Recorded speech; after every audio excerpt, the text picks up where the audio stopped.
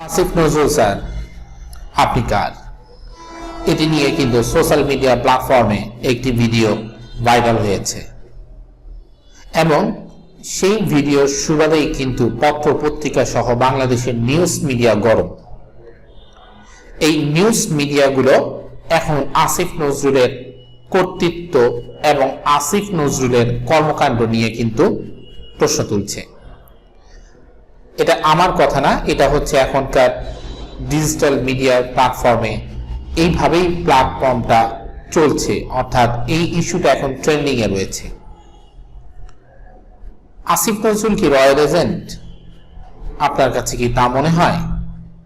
দেখুন, কে কার এজেন্ট এটা ধরা কিন্তু খুবই মুশকিল।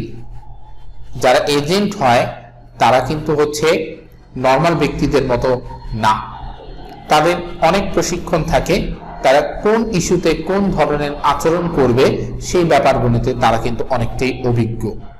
হ্যাঁ, কিছু মানুষের প্রতি আপনার সন্দেহ হতেই পারে, কিন্তু সেই মানুষকে ঢালাওভাবে আপনি বলে ফেলবেন নির্দিষ্ট প্রমাণ ছাড়া, এটার সাথে আমি পক্ষপাত না। কিন্তু দেখা যাচ্ছে হচ্ছে সোশ্যাল মিডিয়া প্ল্যাটফর্মে রয়্যাল এজেন্ট হিসেবে আসিফ নজরুলকে যেভাবে অভিহিত করা যাচ্ছে বা হচ্ছে, এই ক্ষেত্রে ছাত্র জনতার অভ্যুত্থানের সমন্বয়ক গুণের অভিমত কি? তারা কিন্তু সম্পূর্ণ বিপরীত এই মতবাদের সাথে। তারা বলতে চাচ্ছেন যেভাবে আসিফ নজরুল স্যার একসাথে তাদের সাথে পিঠে পিঠ মিলিয়ে সম্মুখ যুদ্ধে অংশগ্রহণ করেছেন ফ্যাসিস্ট গভর্নমেন্টের বিরুদ্ধে, ফ্যাসিস্ট গভর্নমেন্টকে হটানোর ক্ষেত্রে, ফ্যাসিস্ট গভর্নমেন্টের ফ্যাসিস্ট কার্যক্রমের বিরুদ্ধে বিপক্ষে, এই কর্মকাণ্ডগুলো প্রমাণ করে তিনি কিন্তু রয়্যাল এজেন্ট হতে পারেন না।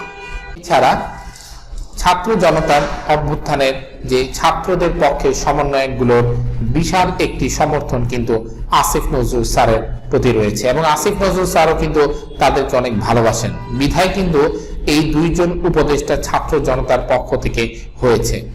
ছাত্র জনতার সমন্বয়কদের পক্ষ থেকে যে এই দুইজন উপদেষ্টা পদে আসার ক্ষেত্রে আসিফ নজরুল স্যারের গুরুত্ব অনেক। আসিফ নজরুল স্যারের তত্ত্বাবধানে, আসিফ নজরুল স্যারের যদি আমি বলি যে প্রচেষ্টায় তারা কিন্তু উপদেষ্টা পদে এত অল্প বয়সেই এসেছেন, যদিও তাদের কিন্তু মিনিস্ট্রি চালানোর মতো অভিজ্ঞতা নেই বললেই চলে। এখন যেভাবে আসিফ নজরুল স্যারের উপর বিভিন্নভাবে অভিযোগগুলো আসছে, এই অভিযোগগুলো যদি সামনের দিনগুলোতে সত্য প্রমাণিত হয়, তাহলে যারা তার পক্ষে দাবি করছেন যে উনি হচ্ছে রয়্যাল এজেন্ট, সেটা কিন্তু মিথ্যা হবে না। তাহলে আমাদের এখন অপেক্ষা করতে হবে সামনের দিনগুলোতে কি উত্তর আসে, কি প্রশ্নের কারণ খুঁজে বের করা যায়।